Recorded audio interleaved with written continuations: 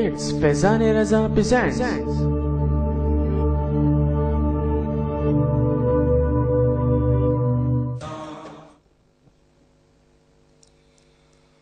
أعوذ بالله من الشيطان الرجيم.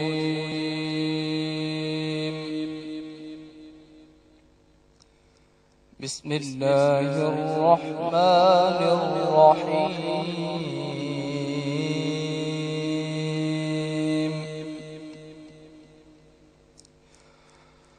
الذين يوفون بعهد الله ولا ينقضون الميثاق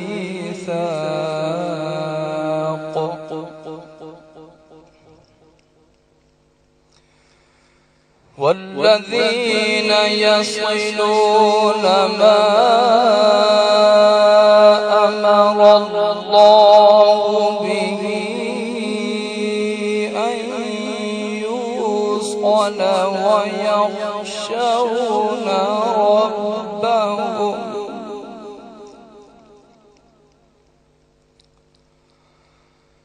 ويخشون ربهم ويخافون سوء الحساب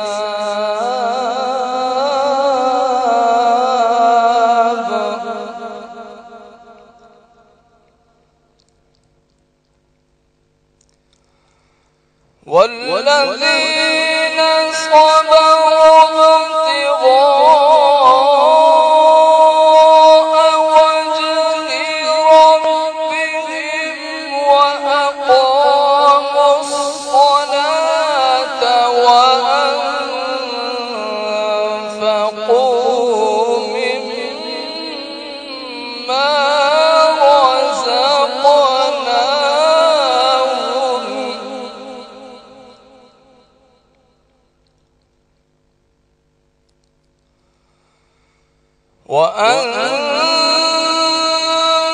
وأنفقوا مما رزقناهم سرا وعلانية ويدرؤون بالحسنة السيئة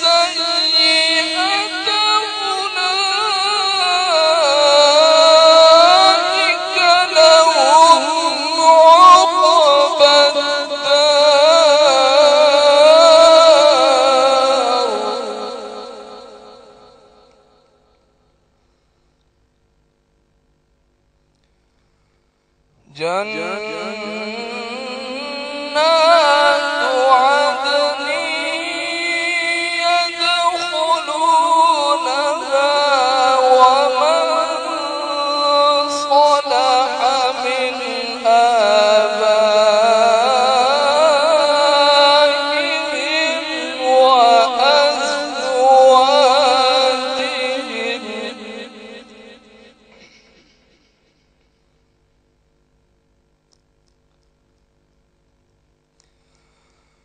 ومن صلح من آبائهم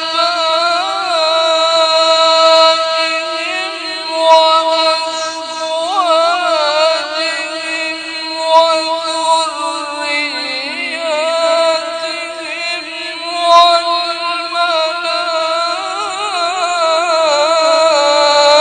والملائكة يدخلون عليهم من كل باب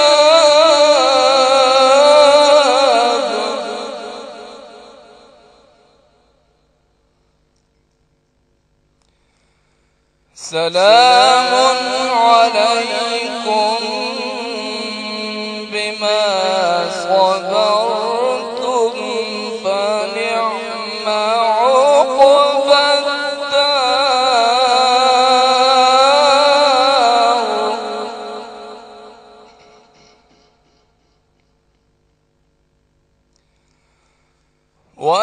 والذين ينقضون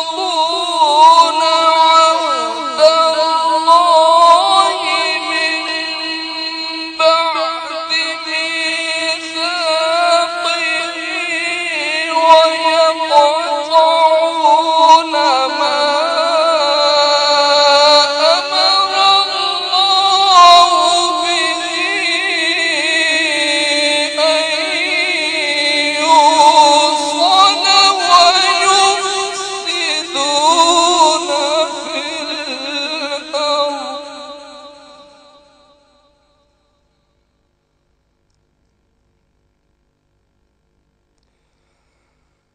ويفسدون في الأرض أولئك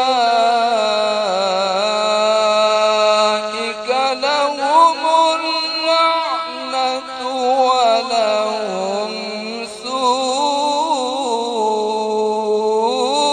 الدار.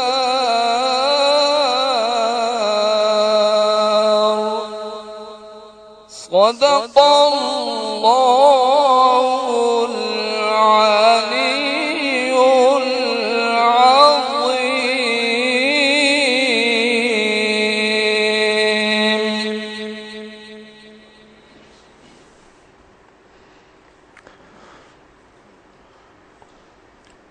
پناہ مانگتا ہوں میں اللہ کی شیطان مردود سے۔ اللہ کے نام سے شروع جو نہایت مہربان رحم فرمانے والا ہے۔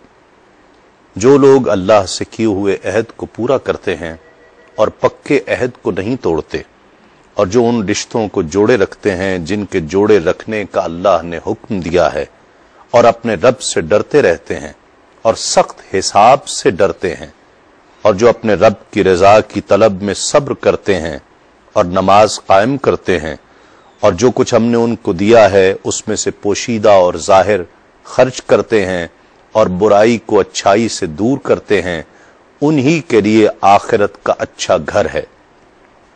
دائمی جنتوں میں وہ خود بھی داخل ہوں گے اور ان کے باپ دادا اور ان کی بیویوں اور ان کی اولاد میں سے نیکوکار اور فرشتے ہر دروازے سے ان کے پاس یہ کہتے ہوئے داخل ہوں گے، تم پر سلامتی ہو کیونکہ تم نے صبر کیا، پس آخرت کا گھر کیسا اچھا ہے۔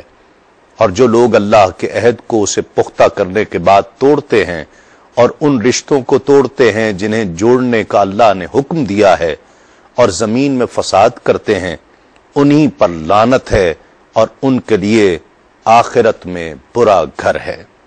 اللہ العظیم نے سچ فرمایا۔ السلام علیکم ناظرین کرام، رحمت سحر دیکھ رہے ہیں آپ تسلیم صابری کے ساتھ، اور آج قرآن مجید کی سورہ رعد کی آیت نمبر 20 سے 25 تک کی تلاوت کا شرف قاری رحمت اللہ نقشبندی صاحب نے حاصل کیا اور اس کا میں نے ترجمہ پیش کیا۔ موضوع جو آج کا ہے، گھریلو جھگڑے، ذمہ دار کون ہے، ساس ہے یا بہو ہے، شوہر ہے یا بیوی ہے یا کچھ اور عناصر ہیں جو اس جھگڑے کا باعث بنتے ہیں یا کچھ فتنہ کرنے کی کوشش کرتے ہیں۔ کہیں محبت دیکھی نہیں جاتی ہے، جہاں رشتوں کو جوڑنے کا ذکر قرآن مجید کر رہا ہے اور انہی کو اچھا کہا جا رہا ہے، انہی کے لیے جنت میں اچھے گھر کا ذکر کیا جا رہا ہے، اور جو ان رشتوں کو جو جوڑنے چاہیے تھے وہ توڑتے ہیں یا توڑنے کی کوشش کرتے ہیں، ان کے لیے وعید بیان کی جا رہی ہے قرآن مجید میں۔ ناظرین کرام، آج کا موضوع اس معاشرے کے لیے، ہمارے عائلی جو خاندانی مسائل ہیں ان کے لیے بہت اہمیت کا درجہ رکھتا ہے۔ کوشش یہ کریں گے کہ ہم قرآن مجید کی روشنی میں اس موضوع پر گفتگو بھی کریں اور کچھ سولوشنز بھی پیش کرنے کی کوشش کریں۔ کچھ علماء کرام چونکہ تشریف فرما ہیں تو ہم کوشش کریں گے کہ لوگوں کو کچھ نصیحت کی کوشش بھی کریں کہ کن چیزوں پر عمل کرنا چاہیے۔ ہمارے ساتھ تشریف فرما ہے آپ کی بہت جانی پہچانی، ہر دل عزیز، بہت محبوب شخصیت علامہ مفتی محمد اکمل صاحب ہمارے ساتھ تشریف فرما ہے۔ السلام علیکم۔ بہت شکریہ آپ تشریف لائے۔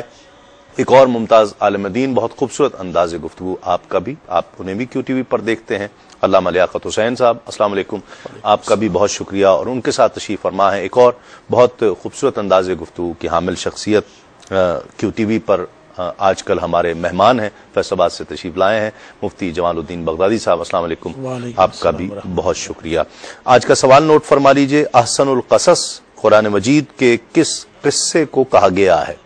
احسن القصص قرآن مجید کے کس قصے کو کہا گیا ہے؟ قصہ حضرت موسیٰ علیہ السلام، قصہ حضرت یونس علیہ السلام یا قصہ ہے حضرت یوسف علیہ السلام، اس میں سے ایک جواب ٹھیک ہے، میسج کر کے آپ پروگرام میں شامل ہو سکتے ہیں، اس مقابلے میں شامل ہو سکتے ہیں، اور جیتنے والے کو جنون گارمنٹس کی جانب سے ایک گفٹ ہم پر پیش کیا جائے۔ قاری صاحب، قاری رحمت اللہ نقشبندی صاحب کا بہت شکریہ، آپ تشریف لائے، اور اس کے بعد انشاءاللہ عالمی شہرت یافتہ ثناء ہم سب کے بہت محبوب پروفیسر عبدالرؤف روفی ہمیں جوائن کریں گے ایک مختصر سے وقفے کے بعد۔ اللہ سے رحمت کی فریاد بھی ہوتی ہے، فریاد بھی ہوتی ہے۔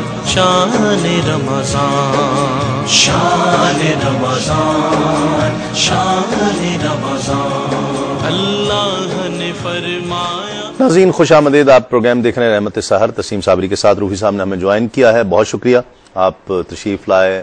آپ کا شکریہ، آپ نے بلایا جی۔ ہم تو چاہتے ہیں آپ پورا رمضان رہے ہیں ہمارے ساتھ، ہمارے لیے خوشی کی بات ہے۔ بہرحال آخری اشرہ تو سرکار نے کرم کیا ہوا، کئی سال سے ادھر ہی ہوتا ہے، ماشاء دعا اللہ، فرمائے ادھر ہی گزرے۔ اللہ تعالیٰ مبارک فرمائے، اللہ تعالیٰ مبارک فرمائے۔ بہت شکریہ آپ تشریف لائے۔ آغاز کرتے ہیں موضوع کا، اور کچھ ابتدائی گفتگو ہو جائے، پھر اس کے بعد انشاءاللہ ٹیلی فون کالز کے ذریعے آپ کو بھی پروگرام میں شامل کریں گے۔ گھریلو جھگڑوں کے عموماً اسباب کیا ہوتے ہیں؟ ایسا کوئی گھر نہیں ہے جہاں جھگڑے نہ ہوں، کم ہیں زیادہ ہیں۔ اعوذ باللہ من الشیطان الرجیم، بسم اللہ الرحمن الرحیم۔ اس میں سب سے بنیادی چیز جو دیکھی گئی ہے وہ ایک تو علم کی کمی ہے۔ ٹھیک، اللہ تبارک و تعالیٰ نے رشتے بھی قائم فرمائے ہیں، اور ہر رشتے کے کچھ فرائض بھی ہیں، کچھ حقوق بھی ہیں۔ ٹھیک، جب یہ تعلیم ہی انسان کو حاصل نہیں ہوگی کہ کیا کیا چیز یہ میری حق ہے، میرا حق ہے، اور کیا چیز مجھ پر فرض ہے، تو نہ وہ حقوق کی طلبی میں انصاف سے کام لے سکتا ہے۔ جیسے بعض اوقات شوہر غلط چیز کے بارے میں کہہ رہا ہوتا ہے یہ میرا حق ہے، اور بیوی کہہ رہی ہوتی ہے یہ میرا حق ہے، حالانکہ وہ حق نہیں ہوتا۔ اور پھر اپنے فرائض کو انسان اس علم کی کمی کی بنا پر بھول جاتا ہے کہ میری ذمہ داری کیا ہے۔ دوسرا جو اس میں مین فیکٹر ہے وہ تربیت کی کمی ہے، کہ بعض اوقات علم ہوتا ہے لیکن خاندانی رسم و رواج اور مزاج کیفیات اس پر غالب آ جاتے ہیں، اور اپنی اولاد کی صحیح طریقے سے تربیت نہیں کی جاتی، بلکہ مائیں تو بعض اوقات بچی کو سمجھاتی ہیں کہ دیکھو بیٹا گھر جاؤ نا، وہاں پہ نہ ساس کی سننا نہ نندوں کی، شوہر کو اپنا بنا کے رکھنا بس، وہ غلام بن گیا تو سب پیچھے ہیں، اور وہ غلام بن جاتا ہے، وہ بن جاتا تو پہلے تیار ہوتا ہے بیچارہ۔ تو یہ دوسری چیز یہ ہے۔ تیسرا پھر جو اطراف کے لوگ ہوتے ہیں، جو دوست احباب رشتہ دار ہیں، یہ فتنے باز بہت زیادہ ہوتے ہیں بعض اوقات، اور خود انسان ذرا کچے کانوں کا ہوتا ہے، کچے ذہن کا ہوتا ہے، تو وہ ان کی باتوں کو قبول کرتا ہے۔ ایک گھر بڑی خوشی کے ساتھ چل رہا ہے تو لوگوں کو یہ خوشی بھی مطلب یہ کہ ہضم نہیں ہوتی۔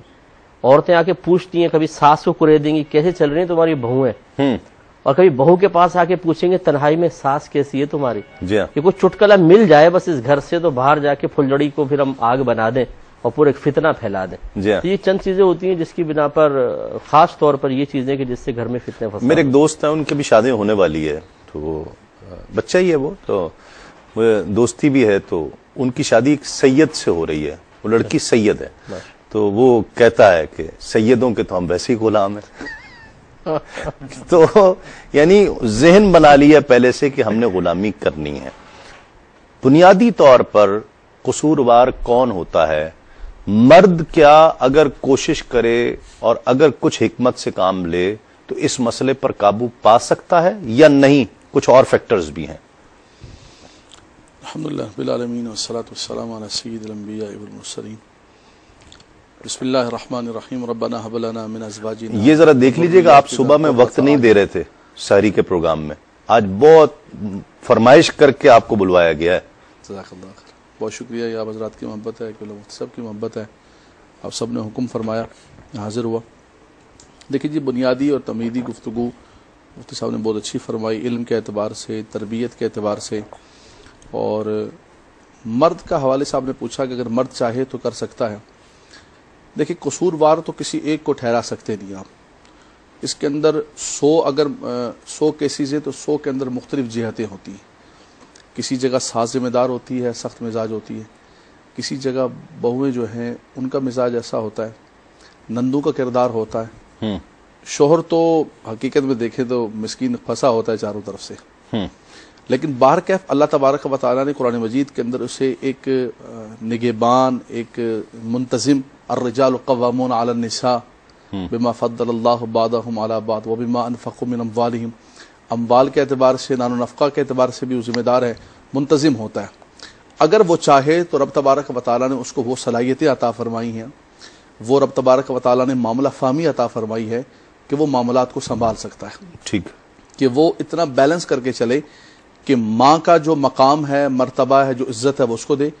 بیوی اب تمہارے گھر آ چکی ہے، یہ ایک ذہن پر انسان طاری کر لیتا ہے کہ شاید میں بیوی سے کوئی بات کروں گا تو میری ماں کی جو ہے نا وہ حق تلفی ہو جائے گی۔ ماں کے اپنے حقوق ہیں، ٹھیک ہے، بیوی کے اپنے حقوق ہیں، سب کے، جیسے موسیٰ نے بڑی مضبوط اچھی بات کہی کہ ہر بندہ شخص جو ہے ایک دوسرے کے حقوق کی پاسداری کرے اور ہر ایک کے حقوق کا خیال کیا جائے تو وہ گھر جو ہے وہ جنت کے باغوں میں سے باغ بن سکتا ہے۔ ٹھیک، تو سوال آپ کا بنیادی یہ تھے کہ مرد چاہے، بالکل مرد چاہے تو وہ اللہ نے اس کو وہ صلاحیت یہ ایک وہ مرد ہی ہے جو زیادہ بہتر کردار ادا کر سکتا ہے، بالکل 100%، اس کے اندر کوئی دوسری رائے نہیں ہے کہ اللہ تبارک و تعالیٰ نے اس کو وہ مقام دیا ہے، وہ چاہے تو کردار ادا کر سکتا ہے۔ بہت اچھی بات، بہت ویلڈ بات علامہ صاحب نے کی، لیکن اس کے ساتھ ساتھ مرد ہی ہے جو سب سے زیادہ پھنسا ہوا ہے، اس لیے کہ وہ بالکل سینٹر میں ہے، اس کو مرکزی حیثیت حاصل ہے۔ ادھر ماں چاہتی ہے کہ یہ میں تو اس کے پہلے کپڑے بھی دھوتی تھی، ساری باتیں آ کے مجھ سے کرتا تھا، اب ظاہری باتیں دو ہو گئے، اس کی کچھ باتیں وہ ماں سے کرتا ہے، کچھ بیوی سے کرتا ہے، دیکھو اب مجھ سے نہیں کرتا، ٹھیک۔ بیوی کہتی ہے جی میں اپنا گھر بار چھوڑ کر آئی ہوں، یہ ماں کے کمرے سے ہی نہیں نکلتا، ماں سے ساری باتیں ماں سے کرتا ہے، جو باتیں نہیں بھی کرنی چاہیے وہ بھی ماں سے کہہ دیتا ہے۔ تو یعنی اب مرد اس پوزیشن میں کیا کرے؟ اعوذ باللہ من الشیطان الرجیم، بسم اللہ الرحمن الرحیم۔ اس کا کوئی روحانی حل بھی بتائیے جی، حضرت۔ انتہائی شکریہ آپ کا کہ آپ نے مجھے بھی اس انتہائی مشکل موضوع میں مجھے شامل فرمایا، جی، حساس ترین موضوع میں۔ قبلہ مفتی صاحب نے بنیادی علامات بیان فرمائی کہ جن بنا پر یہ جھگڑا ہوتا ہے، کیوں ہوتا ہے۔ حضور نے بھی بڑی عمدہ گفتگو فرمائی۔ یہ فقیر چونکہ تصوف سے تعلق رکھتا ہے تو میں ظاہری علم کے اعتبار سے بھی مفتی صاحب قبلہ کی بالکل جو آپ نے گفتگو فرمائی ہے اس کی تائید میں ہوں، وہ جملے دہرانا نہیں چاہتا، ٹھیک ہے، ان تمام کلام کی تائید میں ہوں۔ اور روحانی طور پر جو آپ نے ایک زبردست اشارہ، میں نے کہا وہ بعد میں پہلے یہ جو ہے نا ذرا پہلے یہ جملہ میں عرض کرنا چاہوں گا آپ کی خدمت میں کہ جس طرح قبلہ فرما رہے تھے کہ اس میں کوئی دوسری رائے نہیں کہ مرد اگر چاہے تو ان تمام معاملات کو دیکھ سکتا ہے اور سلجھا سکتا ہے، ٹھیک۔ فقیر آپ کی خدمت میں یہ عرض کرے گا کہ اس میں ایک تو جس طرح مفتی صاحب نے فرمایا کہ حقوق شناسی ہو، ماں کا جس طرح آپ نے فرمایا کہ ماں چاہتی ہے کہ وہ میری طرف توجہ کرے، بیوی چاہتی ہے میری طرف توجہ کرے، بہن چاہتی ہے، ایک تو اس کو ماں میں، بیوی میں، بہن میں، ان تمام کے حقوق کی اچھی طرح اس کو شناسائی ہونی چاہیے۔ اور ساتھ فقیر یہ آپ کی خدمت میں عرض کرے گا کہ مرد ان تمام امور کو ایک خاص وجہ سے ان تمام امور کو دیکھ سکتا ہے، اور وہ یہ ہے کہ حق آشنا ہونے کے بعد وہ حکمت سے کام لے۔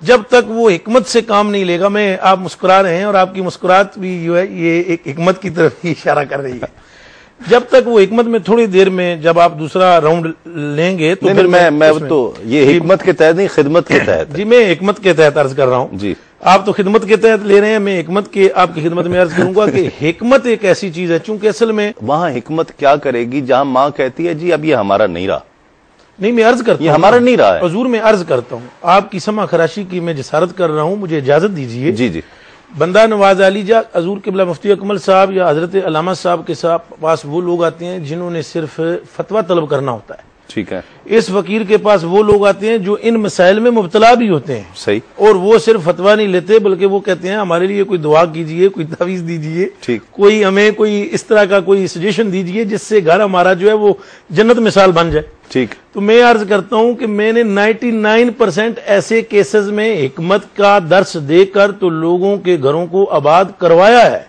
اس بنا پر میں آپ کی خدمت میں عرض کر رہا ہوں۔ مثال کے طور پر میں رسالت مآب صلی اللہ علیہ وآلہ وسلم کی ایک حدیث شریف آپ کی خدمت میں پیش کروں گا۔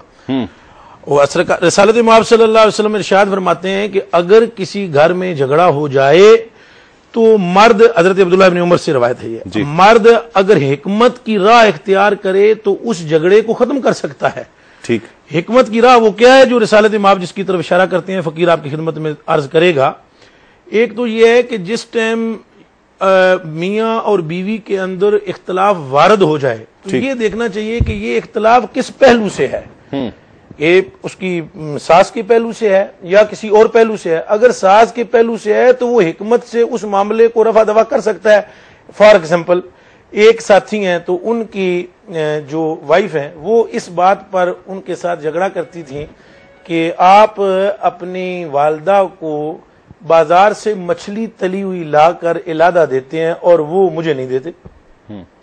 یہ ایک مثال میں آپ کی خدمت. اب یہاں حکمت کیا ہے میں بتلاتا ہوں، عرض کرتا ہوں، بندہ نواز عرض کرتا ہوں میں. جی جب یہ جھگڑا طول پکڑ گیا ان کا تو کافی گھر میں بڑی گڑبڑیشن ہوئی. صرف یہ کوئی باتوں میں بات نہیں ہے، ٹھیک ہے، بس یہ بات ایک، اور یہ ہر گھر میں ہو رہا ہے، ہر گھر میں، اور چھوٹی چھوٹی باتیں. اس صاحب نے آ کر مجھ سے کہا صاحب یہ معاملہ ہے. تو میں نے کہا دیکھیے بات یہ ہے کہ آپ کی جو والدہ ہیں ان کے حقوق آپ پر لازم ہے.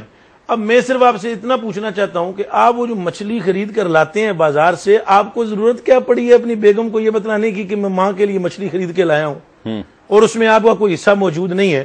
آپ اپنی والدہ کی خدمت کیجئے لیکن اس کے ساتھ ساتھ اپنی بیوی کی بھی خدمت کیجئے اور اس کو یہ کہیے کہ میں آپ کے حقوق کو بھی پورا کر رہا ہوں، والدہ کے حقوق کو بھی پورا کر رہا ہوں. اور اس کے علاوہ ایک دو ان کو میں نے نسخے بتلائے، انہوں نے ان پر عمل کیا، الحمدللہ رب العالمین بہتر ہو گیا. چلے وہ تو مرد اگر حکمت کامیاب ہو گئے ہوں گے، لیکن بہرحال بات ویلڈ ہے. جی کسی حد تک میں دیکھیں میں گزارش کروں، مچھلی کو آپ چاہے بدل لیجئے، مچھلی کی جگہ فالودہ بھی ہو سکتا ہے، ربڑی بھی ہو سکتی ہے، لیکن بات یہ ہے کہ یہ ہر گھر کا مسئلہ ہے. کیا نہ بتانے سے مسئلہ حل ہو جائے گا؟ ہو سکتا ہے اس گھر میں ہو گیا ہو اور یہ ان آپ کی ایک روحانی تصرف بھی ہو، اس میں کچھ دعائیں بھی ہوں، ساتھ دو نسخے بھی ہوں، کچھ تعویذ بھی ہوں، لیکن اس کے باوجود اگر بیوی کو پتہ چل جائے گا تو جھگڑا پہلے سے زیادہ ہو جائے گا. مزید آ کر گفتگو کرتے ایک مختصر سے وقفے کے بعد. اللہ کی رحمت ہے شان رمضان، اللہ کی رحمت ہے شان رمضان، شان رمضان، رحمت کے فرشتے بھی. ناظرین خوش آمدید، آپ پروگرام دیکھ رہے ہیں نعمت رحمت سحر تسیم صابری کے ساتھ، اور موضوع آج کا بہت ہی حساس بھی ہے، سینسٹیو جسے کہا جائے، اور علامہ صاحب جیسی شخصیت نے، مفتی صاحب نے، جو ہر موضوع پر آپ بڑی گرفت کے ساتھ گفتگو کرتے ہیں، وہ بھی اس کو مشکل موضوع کہہ رہے ہیں. روفی صاحب آپ کیا کہتے ہیں؟ کیا تجربہ ہے، کیا مشاہدہ ہے؟ دیکھیے میرا ایک سوشیولوجی سبجیکٹ ہے، یہ معاشرے سے ہی متعلق ہے. الحمدللہ میں نے اپنے طور پہ آبزرو کیا ہے کہ جس گھر میں لوگ دین سے زیادہ وابستہ ہیں، اللہ اور اس کے رسول صلی اللہ علیہ وآلہ وسلم کے قریب ہیں، وہاں جھگڑے نہیں ہیں. بیوی سمجھتی ہے کہ میرے میاں کا یہ مقام ہے، جو میاں نے کہہ دیا وہ آرگو نہیں کرے گی. اس کو پتا ہے کہ میاں کے اوپر ماں کا جو ہے وہ حق ہے، لہذا مجھے اس کے معاملے میں انٹرفیئر نہیں کرنا چاہیے. الحمدللہ میں نے تو ایسے دیکھا ہے کہ جو لوگ اللہ اور اس کے رسول صلی اللہ علیہ وسلم کی اتباع میں گزارنے کی کوشش کرتے ہیں، وہاں جھگڑے نہیں ہیں. ٹھیک، یہ ہمیں مرکز سے دور ہونے کی وجہ سے پرابلم ہو رہا ہے. بہت اچھی بات، بہت اچھی بات. یہی ہے، نہیں ہے یا کم ہے، بہرحال میں اپنی مثال دے دیتا ہوں. ٹھیک، میرے کو شادی کے 10 سال بعد الحمدللہ اللہ کا کرم ہوا اور یہ سارا نعت خوانی اور گھر میں درس وغیرہ اور قرآن پاک کی تعلیم شروع ہو گئی. میرے گھر کے سارے حالات بدل گئے، یقین کیجئے. صحیح. ہاں، تو یہ جو ہے نا نعرے تو لگاتے ہیں، وہ تعلیمات جو ہے نا، وہ تعلیمات ہوں، کوئی مسئلہ ہی نہیں. جی علامہ صاحب جس طرح فرما رہے ہیں اس طرح کیا مطلب یہ حکمت سے، وہ حکمت کیا ہے؟ اب ناظرین جاننا چاہتے ہیں وہ حکمت کیا ہے. جس طرح ایک مثال بھی پیش کی. جی میں ایک ازالہ کر دوں. حضرت فرما رہے تھے آپ کے پاس لوگ صرف فتوے کے لیے آتے ہیں، ہمارے پاس تو اتنے کیسز آتے ہیں اس قسم کے، اور الحمدللہ ہمارا تعلق بھی روحانیت سے ہے. ایسا نہیں ہے کہ ہم لوگ، شاید میں نے کہا کوئی یہ نہ سمجھے کہ ہم ایک خشک قسم کے ظاہر بین مولوی ہیں.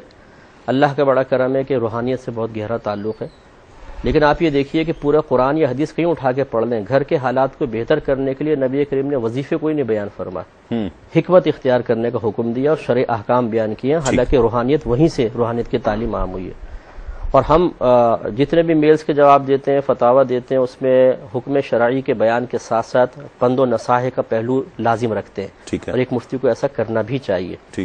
حضرت نے بیان فرمایا کہ دینی ماحول بن جائے تو بہت اچھا ہوتا ہے، لیکن میرا مشاہدہ چونکہ ہر قسم کے کیسز ہمارے پاس آتے ہیں، یہاں پر دینی ماحول سے وابستہ لوگ بھی پریشان ہیں، اس لیے کہ عورت عورت ہے، جب اس کی فطرت اس پہ غالب آتی ہے تو پھر کیا قرآن، کیا حدیث اور کیا شرع احکام سب بھول جاتی ہے، اپنی ضد پر اڑ جاتی ہے۔ جی ہاں۔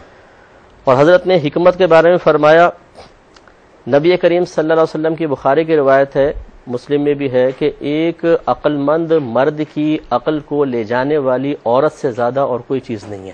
او ہو۔ تو یہ چونکہ اب دیکھیں نا، بیٹا گھر میں آتا ہے تو ماں کہتی ہے پہلے ادھر آ جاؤ، وہ گیا تو وہ رونا شروع، آنسو نکل رہے ہیں، ایک دم ایموشنلی بلیک میلنگ۔ تو بیٹے نے کہا امی کیا ہوا؟ اپنی بیوی سے جا کے پوچھ، مجھ سے چھوڑ۔ بلایا آپ نے، بیوی سے جا کے پوچھ۔ وہ گیا غصے میں، کیا کیا تم نے؟ پتہ چلا وہ چادر اوڑھ کے وہ لیٹی ہوئی ہے، اس نے رونا شروع کر دیا۔ نتیجہ یہ نکلا کہ شوہر پزل ہو جاتا ہے، میں کیا کروں، انصاف کس طرف ہے، صحیح کس طرف ہے۔ ٹھیک۔ پھر جھوٹ اور مبالغہ آرائی سے انتہائی درجے کا کام لیا جاتا ہے۔ شوہر صحیح فیصلہ کرے گا کیا حکمت اختیار کرے گا بیچارہ؟ ہمیں جو حکمت ایک سمجھ میں آتی ہے وہ یہ ہے کہ وہ پہلے اعلان کر دے کہ وہ گھر کے اندر کے معاملات تمہارے ذمہ ہیں، باہر کے معاملات کا میں ذمہ دار ہوں، کوئی جھگڑا ہوگا میں بیچ میں نہیں آؤں گا، خود لڑو، کچھ بھی کرو، حل کرنا تم لوگوں کی ذمہ داری ہے۔ ٹھیک ہے۔ وہ اگر فریق بن گیا، بیچ میں منصف بن گیا، ثالث بن گیا، وہیں سے معاملات خراب، وہیں سے معاملے خراب ہوں گے۔ ماں سے بھی تعلق خراب، بیوی سے بھی خراب۔ ہوتا یہی ہے کہ پہلی بات تو ہے کہ ون سائڈ بات سننے کے بعد فیصلہ کیا جاتا ہے، یہ غلط ہے۔ کسی نتیجے پہ پہنچ جاتا ہے انسان ون سائڈ بات سن کے، یہ غلط ہے۔ حضرت عمر فاروق رضی اللہ تعالیٰ عنہ فرمایا کرتے تھے کہ ہمیں نبی کریم صلی اللہ علیہ وسلم نے یہ تعلیم دی ہے کہ دونوں فریقین کی بات سنے بغیر کوئی فیصلہ نہ کریں۔ آپ اپنے قضا کے بارے میں ارشاد فرماتے ہیں تو پہلے تو دونوں کی سنیں۔ اچھا، پھر ہر ایک میں اتنی صلاحیت نہیں ہوتی کہ وہ سننے کے بعد صحیح فیصلہ کر سکے۔ علم دین نہیں ہوتا، صحیح فہم نہیں ہوتا، ہر ایک کے پاس حکمت نہیں ہوتی، ذہانت نہیں ہوتی۔ تو اگر وہ بیچ میں کود گیا، سن بھی دونوں کے لیے، تب بھی صحیح فیصلے تک بہت مشکل ہے کہ پہنچے۔ اور پھر صحیح فیصلے پر پہنچ بھی گیا تو صحیح فیصلہ سنانے کی جرت بھی تو بڑی چیز ہے۔ جرت بھی کر لے تو قبول کون کرے گا؟ جی ہاں۔ مسئلہ یہ ہے کہ ماں کہتی ہے کہ اچھا ٹھیک ہے تو نے بیوی کی بات کر دی نا۔ ہاں، اس میں ہم یہ ضرور کہہ سکتے ہیں کہ جیسے حضرت نے فرمایا، یہ بڑی اچھی بات ہے کہ ماں کے پاس جائے تو ایسا ظاہر کرے جیسے میں آپ ہی کا ہوں، بیوی کا نہیں۔ ٹھیک۔ اور بیوی کے پاس آئے تو یہ ظاہر کرے کہ تیرا واحد سہارا میں ہی ہوں، فکر مت کر، پورا گھر ایک طرف ہے تو میں ہوں نا تمہارے ساتھ۔ یہ کہنا چاہیے، بالکل سے کہنا چاہیے۔ اگر وہ بیوی بتاتی ہے روزانہ ایسا مسئلہ ایسا مسئلہ ایسا مسئلہ، تو پوری کہانی سننے کے بجائے وہ کہے میں سب جانتا ہوں کہ کیا ہو رہا ہے کیا نہیں ہو رہا، میری آنکھیں بھی کھلی ہیں، کان بھی کھلے ہوئے ہیں، پتہ تو ہوتا ہی ہے تھوڑا بہت، تو گھر میں جو اکثر ہے، تو میں تمہارے ساتھ ہوں نا، تم فکر مت کرو، میں تمہارے ساتھ ہوں۔ دیکھیں جب بیوی کو اکیلے پن کا احساس ہوتا ہے نا، اور اسے خوف پیدا ہوتا ہے کہ ماں کی یا اس کی بہنوں کی باتوں سے متاثر ہو کے یہ مجھے چھوڑ دے گا، مجھ سے دور ہو جائے گا، تو دل میں خوف پیدا ہوتا ہے، تنہائی کا احساس پیدا ہوتا ہے۔ پھر وہ اپنے پروٹیکشن کے لیے مشورے کرتی ہے اپنے میکے میں جا کر، وہاں سے غلط گائیڈ لائن ملتی ہے، سہیلیوں سے پوچھتی ہے، وہ اپنے گھر کے ماحول کے پیش نظر مشورے دیتے ہیں۔ جیسے حضرت نے فرمایا، حضرت نے بھی فرمایا ہر گھر کا کیس ایک علیحدہ ہوگا۔ جی ہاں، ضروری نہیں ہے کہ آپ نے اگر کسی کو بتایا نتیجہ پازیٹو نکل گیا دوسرے گھر میں بھی ایسا نکلے، ہو سکتا ہے وہ الٹ نکل آئے۔ اچھا، اب وہ لڑکی جب یہ تنہائی کا اس کا احساس ہوتا ہے، شوہر کے چھن جانے کا خوف ہوتا ہے، پھر وہ جو فیصلے کرتی ہے وہ احمقانہ ہوتے ہیں۔ اور دوسری طرف وہ اپنی اہمیت کو جانچنے کے لیے، یہ بھی ایک بڑی کمزوری ہوتی ہے، میری اہمیت کیا ہے، اس کو جانچنے کا پیمانہ کیا ہے؟ شوہر تو بتائے گا نہیں، تھوڑا سا ناراض ہو کر دیکھو، تھوڑا سا میکے میں بیٹھ کے دیکھتی ہوں کیا کرتے ہیں۔ جب یہ چیز ہوتی ہے نا تو پھر ضروری نہیں ہے کہ توقع کے مطابق رزلٹ نکلے۔ شوہر ہی سوچتا ہے دیکھا نخرے والی ہے نا، ماں کہتی ہے 2-4 دن چھوڑ کر دیکھ بیٹا، دماغ ٹھیک ہو جائے گا۔ کہتا ٹھیک ہے جی، دماغ ٹھیک کرتے ہیں، وہ دماغ ٹھیک ہونے میں خراب ہو جاتا ہے۔ تو لہذا حکمت یہ ہے کہ شوہر ماں کو ماں کا احساس دلائے کہ امی آپ کا مقام کبھی بھی کم نہیں ہوگا، چاہے بیوی آ جائے، اور بیوی کو احساس دلائے کہ تم تنہا نہیں ہو گھر میں تمہارے ساتھ ہوں۔ تو یہ اعتدال، اور جب فیصلے کی کوئی گھڑی ہو تو وہ درمیان سے نکل جائے، یہی بہتر ہے، ورنہ بیچ میں رہے گا تو چٹنی بنے گا۔ صحیح۔ بلکہ وہ ہمارے ایک دوست کہتے تھے نا کہ وہ بیوی کو تو آپ اتنی محبت دیں اور اس کو اتنا مقام دیں، کہیں جی آپ ماشاءاللہ ایسی اچھی ہیں کہ میں آپ کی پروموشن کر رہا ہوں، آپ کو بیگم صاحبہ سے بڑی بیگم صاحبہ بنا رہا ہوں اور ایک چھوٹی بیگم صاحبہ لا رہا ہوں۔ علامہ صاحب ایسا کر کے دیکھا، آپ کو مثال دیکھیے، تجربہ کیا ہے؟ نہیں میں ویسے بتا رہا ہوں کہ یہ بھی ایک آپشن ہے، اس کو کہیں جی آپ کی اتنی عزت ہے ماشاءاللہ، میں آپ کو پروموٹ کر رہا ہوں، بڑی بیگم صاحبہ آپ بن گئی ہیں۔ اب بیوی کا برتھ ڈے ہے نا جی، اس پہ تو وہ ایکسپیکٹ کرتی ہے کہ یہ مجھے کچھ نہ کچھ تحفہ دے گا. کبھی سننے والے بھی سن رہے ہیں، کبھی کوئی ایسے کرے کہ کوئی برتھ ڈے بھی نہیں ہے، کوئی اور ایونٹ بھی نہیں ہے، ایسے ہی جا کے اس کو کہے کہ میں ایک شاپ میں سے گزر رہا تھا، مجھے یہ بڑا اچھا لگا جوڑا، تو میرا دل چاہ میں تمہارے لیے لے آؤں. وہ جو برتھ ڈے پہ آپ دیں گے نا، اس سے کئی گنا زیادہ اس کو اس بات کی خوشی ہوگی کہ بغیر ایونٹ کے یہ میرے لیے لے کر آیا. He is extraordinary person for me. نہیں تو اب یہی تو سارا مسئلہ ہے. وہ تو اس کو تو کہہ دیا، اب وہ معاملہ بھڑک گیا. ماں کہے گی میں کہاں ہوں، مجھے تمہیں کوئی دکان نظر نہیں آئی میرے لیے. میرے لیے بڑھانے والی بات تو فتنہ ختم کرنے والی نہیں. وہ لائے گا نا تحفہ، بیوی کہ اسے پھینکو، پہلے یہ مسئلہ میرا حل کرو. وہ کہے گی جی میرے لیے کوئی تسبیح جانماز ہی لے آتے، تمہیں کوئی دکان نظر نہیں آئی. ماں کو کیا کہے. کلام شامل کرتے ہیں، پھر اس کو مزید ہم گفتگو کو آگے بڑھائیں گے. پہلے کلام شامل کرتے ہیں.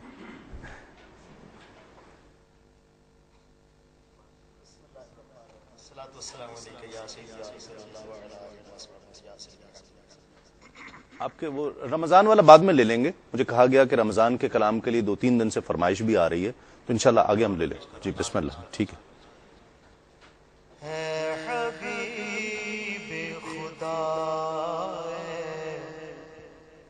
شہید و سرا مصطفیٰ مصطفیٰ مصطفیٰ مصطفیٰ میرے ہونٹوں پہ ہر دم رہے یہ صدا مصطفیٰ مصطفیٰ مصطفیٰ. کیا بات، سبحان اللہ، بہت خوب. میرے ہونٹوں پہ ہر دم رہے یہ صدا مصطفیٰ مصطفیٰ مصطفیٰ مصطفیٰ. واہ واہ. میری پہچان تو میرا ایمان تو میں ہوں خادم تیرا میرا سلطان تو. دہر میں حشر میں تو میرا آسرا مصطفیٰ مصطفیٰ مصطفیٰ مصطفیٰ. میرے ہونٹوں پہ ہر دم رہے یہ صدا مصطفیٰ مصطفیٰ مصطفیٰ مصطفیٰ. سبحان اللہ، بہت خوب بہت خوب. تیرے پاؤں کا دھول بھی جس نے پیا اس کو جنت میں بھی نہ لگے پیاس. پھر کوئی زم نہیں اور اس کے سوا مصطفیٰ مصطفیٰ مصطفیٰ مصطفیٰ. میرے ہونٹوں پہ ہر دم رہے یہ صدا مصطفیٰ مصطفیٰ مصطفیٰ مصطفیٰ. ہو مدینے کی گلیاں میرے روبرو ہے یہی ایک ارمان یہی آرزو اس نظر میں رہے تیرا روضہ صدا مصطفیٰ قرآن کی آیت میں شان رمضان. ناظرین خوش آمدید. آپ پروگرام دیکھ رہے ہیں رحمت سحر. تسیم صابری کے ساتھ. موضوع ہے آج کا گھریلو جھگڑے ذمہ دار کون ہے؟ مرد کیا کرے جی؟ اب جس طرح جو گفتگو اب جس نہج پر پہنچی، ایک تو حال یہ بتایا کہ وہ دونوں سے کہہ دے جی میں ہوں نا، کوئی مسئلہ نہیں ہے، میں آپ کے ساتھ ہوں، دونوں کو کہے، یہ ٹھیک ہے؟ ایک تو اور آگے کیا آپشن ہے؟ نہیں، یہ تو مسلم بات ہے کہ مرد ہی کو فیصلہ کرنا ہے. جیسے کہ حضرت نے فرمایا کہ حکمت عملی، کیونکہ عورتیں تو فیصلہ کر چکی ہیں.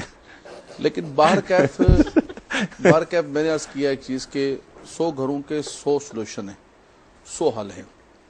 کچھ ایسی بھی خواتین ہیں کہ جو اپنے ماں باپ کے گھر سے اچھی تربیت لے کر آتی ہیں اور ان کی مائیں ان کو یہ تربیت دے کے بھیجتی ہیں کہ بیٹا یہ تمہارا گھر ہے، اب وہاں سے تمہاری میت ہی نکلے گی. ٹھیک ٹھیک. اگرچہ یہ اور وہی بستے ہیں، وہ گھر بستے ہیں. ٹھیک.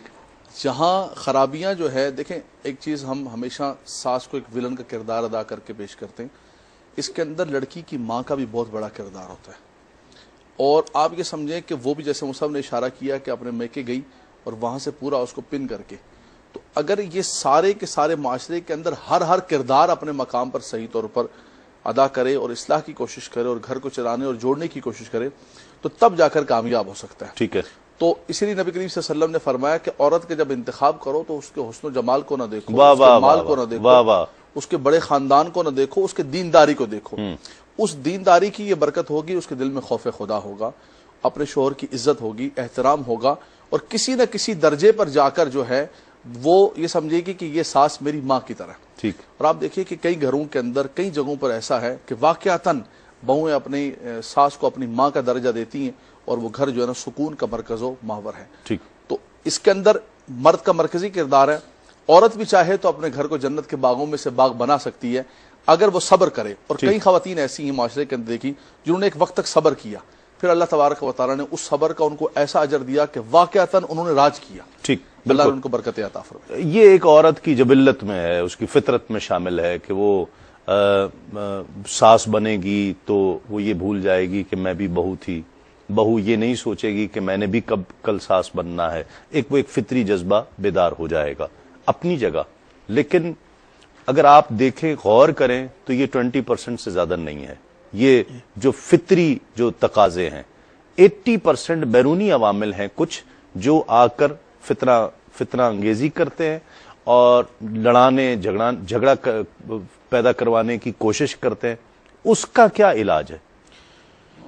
جی اس کا علاج یہ ہے کہ جس طرح کہ برا علامہ صاحب فرما رہے تھے کہ صبر و تحمل انسان کی زندگی کا جزو لا ينفک ہونا چاہیے. اور بیرونی جو معاملات ہوتے ہیں، انسان اگر دیندار ہوگا تو وہ بیرونی فتنوں سے خود بخود اس کو اس کی دینداری ہی بچائے گی. ٹھیک ہے. عمومی طور پر یہ ہوتا ہے کہ جب بات چل پڑتی ہے تو وسعت نظر اور وسعت قلبی نہ ہونے کی بنیاد پر وہ جھگڑا طول پکڑ لیتا ہے، جس سے پھر وہ 0 سے 1 2 3 4 پھر وہ 100 ڈگری گریڈ پہ بات پہنچ جاتی ہے. ٹھیک ہے. اور اگر ساس میں سے یا بہو میں سے دونوں میں سے کوئی ایک بھی صبر و تحمل کرے تو ایسے کسی شوشے پر تو وہ بات وہیں موقوف ہو سکتی ہے. قبلہ مفتی صاحب بندہ نواز کے بارے میں مجھے نہیں تھا معلوم کہ آپ روحانی ایک زبردست شخصیت ہیں، اور مجھے ابھی معلوم ہو گیا. اور میں پوری کوشش کروں گا کہ کراچی کے آئندہ اس طرح کے کیسز حضور کی طرف ریفر کروں. ایک تو یہ اور بڑی حضور کی جی اللہ پاک ان کو مزید جو ہے وہ آپ کو ترفع درجات عطا فرمائے. اب میں صرف یہ آپ کی خدمت میں بات عرض کروں گا کہ یقینی طور پر صبر و تحمل جو ہے اگر ساس، اور یہ جو حکمت قبلہ مفتی صاحب نے بھی فرمائی ہے اور میں بھی ایک آپ کی خدمت میں عرض کرنے لگا ہوں، اور ایک ہی بات ہے، تھوڑے سے الفاظ مختلف. صبر و تحمل تو دیکھیں نا بعد کی چیز ہے. پہلے آ کر کوئی اگر عورت آ کر آپ کو کہہ جاتی ہے کہ یہ تمہاری ساس جو ہے نا، دیکھو یار یہ مجھے یہ کہہ رہی تھی کہ یہ میری زندگی اس نے تنگ کر دی. ماں کو پتہ بھی نہیں ہے اور وہ کہہ گئی ہے، اب کیا کرے؟ وہ تو بھڑک اٹھے گی.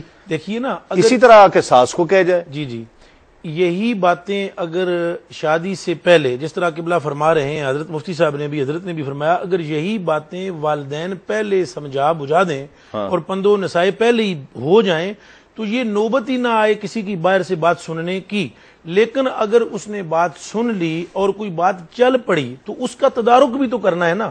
وہ کیسے کرنا میں وہی عرض کرنے لگا ہوں، اس کا تدارک یہ ہے بغیر صبر و تحمل اور وسعت قلبی کے نہیں ہو سکتا.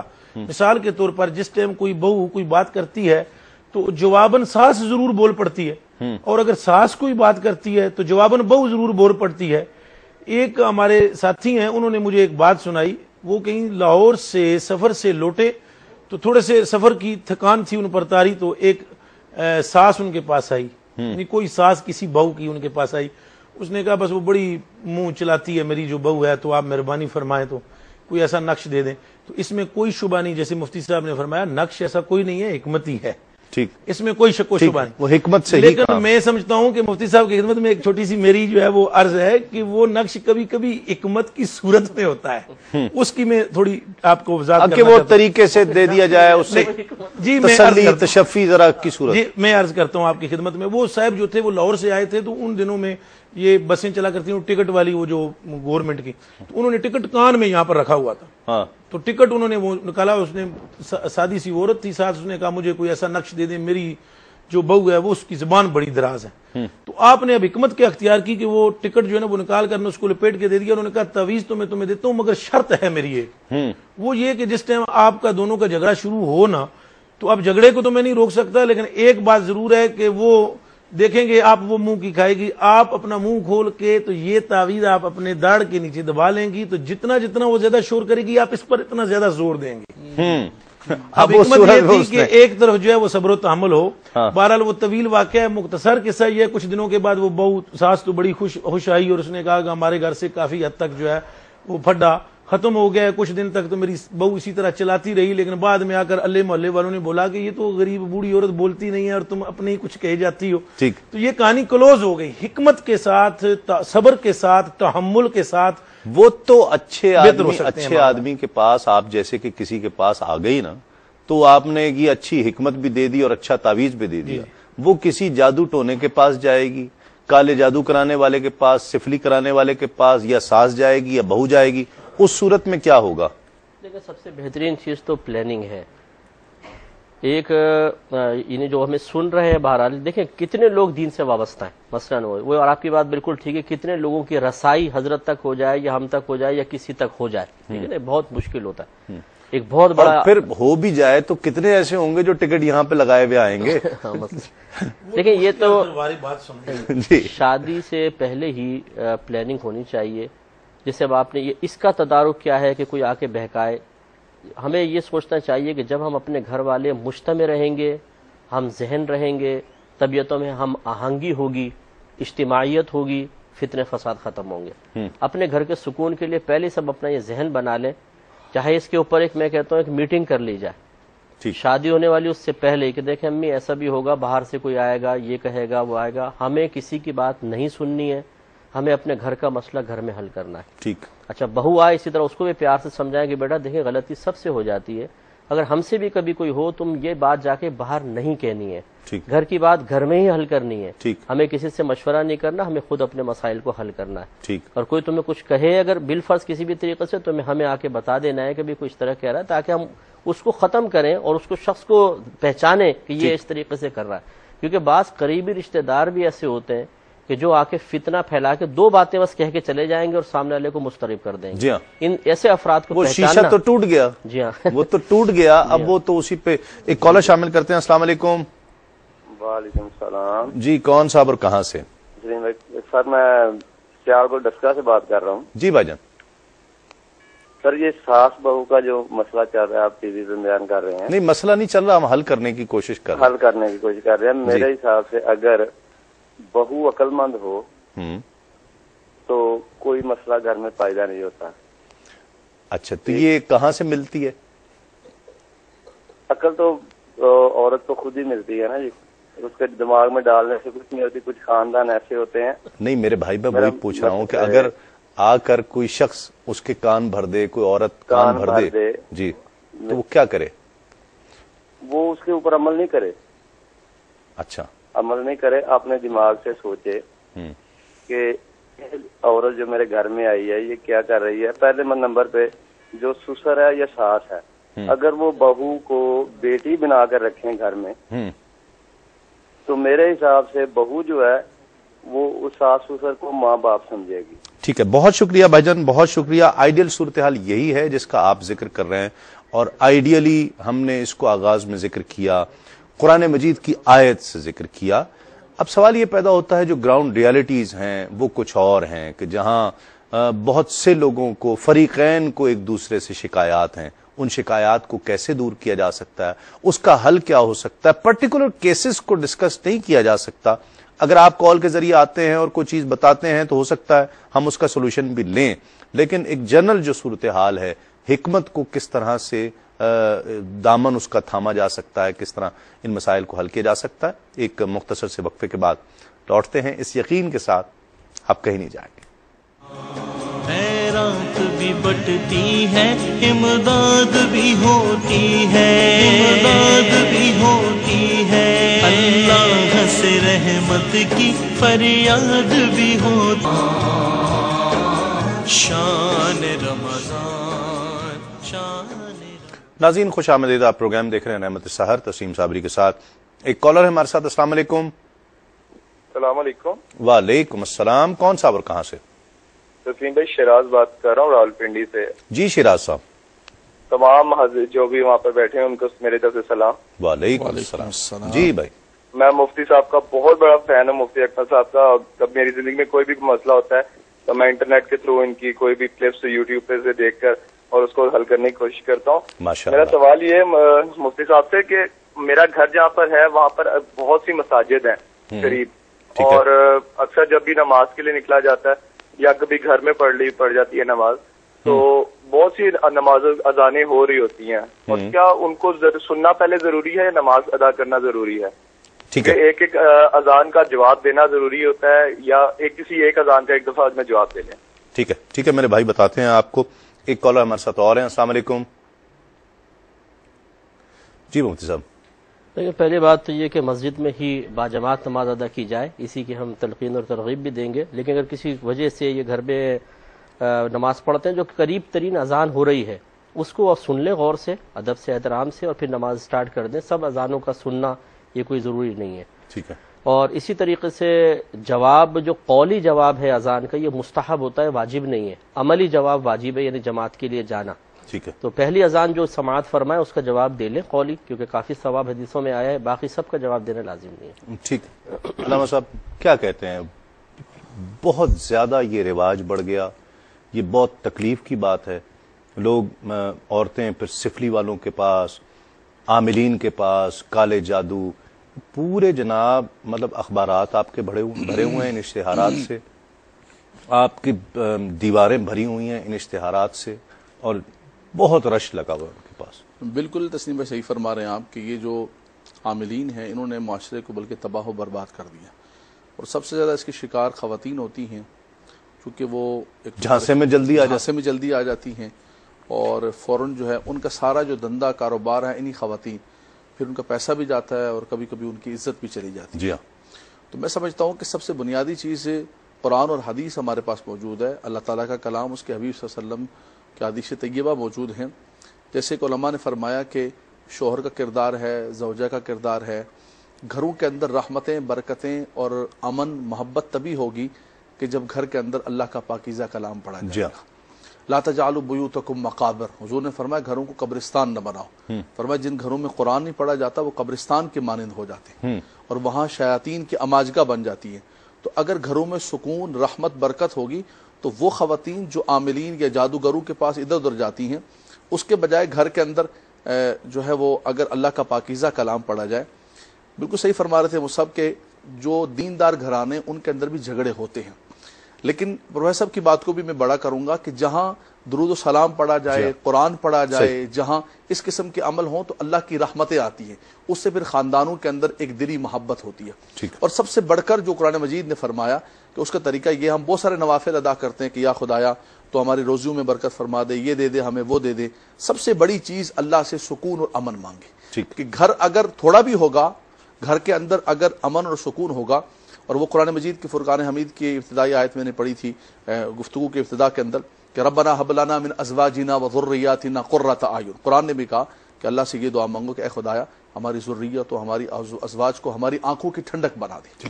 تو یہ کالے جادو اور سفلی ان کے قرآن میں کہہ رہا ہوں کہ قرآن بنیادی چیز ہے، اور وہاں پر درود و سلام، اللہ کی رحمتیں۔ یہ جادوگر اور اس قسم کے جو عاملین جا کر آپ اس کو اپنے گھر کا حال بتاتے ہیں تو وہ تو آگے تو ٹریپ کرے گا وہ۔ بالکل، ہر جادوگر، ہر عامل کے پاس آپ جائیں تو وہ چار لگا کر آپ کی باتیں سنے گا، اسی سے کیچ کرے گا، اسی سے بہت ساری چیزیں کرے گا، فائدہ اٹھائے گا، ناجائز فائدہ اٹھائے گا۔ اور انتہائی شاطر لوگ ہوتے ہیں، انتہائی تیز ترار لوگ ہوتے ہیں، اور ہر ایک اس کو جا کر یہ کہے گا کہ اس کا حل یہ ہے کہ تو فلاں کر دے، فلاں کر دے، اور اس سے گھروں کی اور تباہی اور بربادی ہوتی ہے۔ تو یہ میں سمجھتا ہوں آپ نے بہت بنیادی سوال کیا، اور علماء بیٹھے ہوئے ہیں، سب کو یہی پیغام دینا چاہیے کہ ہمارے جتنے سننے والے لاکھوں کروڑوں لوگ ہیں پوری دنیا کے اندر، وہ ان عاملین اور جادوگروں کے بالکل جھانسے میں نہ آئیں اور بالکل ان کے قریب نہ جائیں۔ میری وہ بہنیں، میری مائیں جو سن رہی ہیں، چھوٹے مسائل، بڑے مسائل، جھگڑا جتنا بھی ہو جائے، پلیز خدارا ایسے لوگوں کے پاس نہ جائیں، یہ تو لٹیرے ڈاکو بیٹھے ہوئے ہیں۔ آپ اگر ان کے پاس جا کر اپنے گھروں کا حال کس کا بتا رہی ہیں، مطلب بیوی جا رہی ہے، اگر بہو جا رہی ہے تو وہ اپنے شوہر کی بات بتا رہی ہے، اپنے شوہر کی ماں کی بات بتا رہی ہے جو آپ کو بہو بنا کر لائی، یا اگر ماں جا رہی ہے، ساس جا رہی ہے تو وہ اپنے بیٹے کا حال بتا رہی ہے اس کو جا کر، اپنی بہو کا، اپنے گھر کا حال جا کر آپ اس کو بتائیں گے تو وہ تو ٹریپ کرے گا آپ کو، وہ لوٹے گا، پھر ناجائز فائدے اٹھائے گا، وہ تو بیٹھے اس لیے ہیں۔ خدارا کوئی ایسا قدم نہ اٹھائیے، سوچئے اس چیز پر، گھر پر حل کرنے کی کوشش کیجئے، کسی بھی طرح کچھ حل کرنے کی کوشش کیجئے۔ اگر آپ کے قدم اس طرف اٹھیں گے تو یہ آپ کے لیے بھی تباہی ہے، آپ کے گھر کے لیے بھی تباہی ہے۔ ایک کالر ہمارے ساتھ ہیں، السلام علیکم۔ السلام علیکم سر۔ وعلیکم السلام، کون اور کہاں سے؟ سر عبدالرشید بول رہا ہوں آزاد کشمیر سے۔ جی عبدالرشید صاحب، کیا کہیے گا؟ سر میرا سوال یہ ہے کہ ہم لوگ بیرونی ملک میں جاتے ہیں جب وہ ڈرائیونگ کے حساب سے، تو کیا وہاں پہ ہم لوگ جدھر جو ہمارا مقام ہے وہاں کچھ چند گھنٹے رہتے ہیں یا جمعرات جمعہ رہتے ہیں، کیا ہماری نماز قصر ہے یا مکمل پڑھنی ہے؟ دوسرا یہ ہے کہ یہ جو ہمارا یہ زکوٰۃ کا ہے، اس کا جو پیسے بینک میں ہیں اس کے حساب سے ہمیں کیا کرنا چاہیے؟ وہ بھی ہمیں دینی چاہیے جو فکس کروائی ہے یا فکس ہے؟ ٹھیک ہے میرے بھائی، دینا چاہیے۔ بالکل میرے بھائی بتاتے ہیں انشاءاللہ۔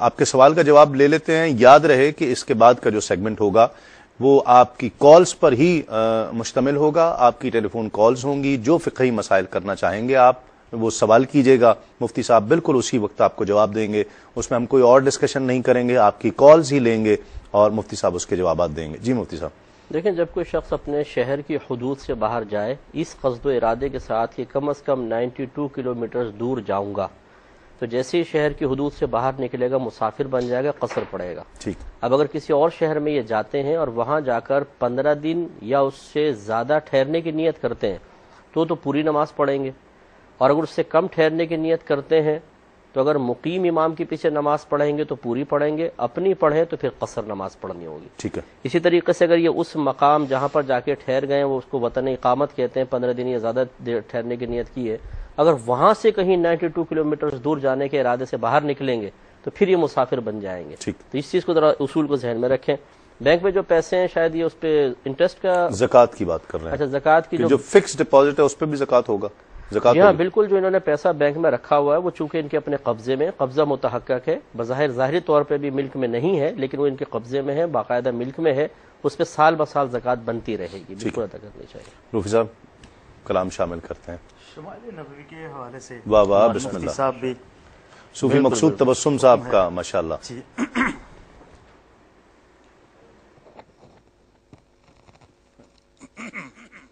الصلاۃ والسلام علیک یا سیدی یا رسول اللہ وعلی آلک وصحبہ یا سیدی یا حبیب اللہ۔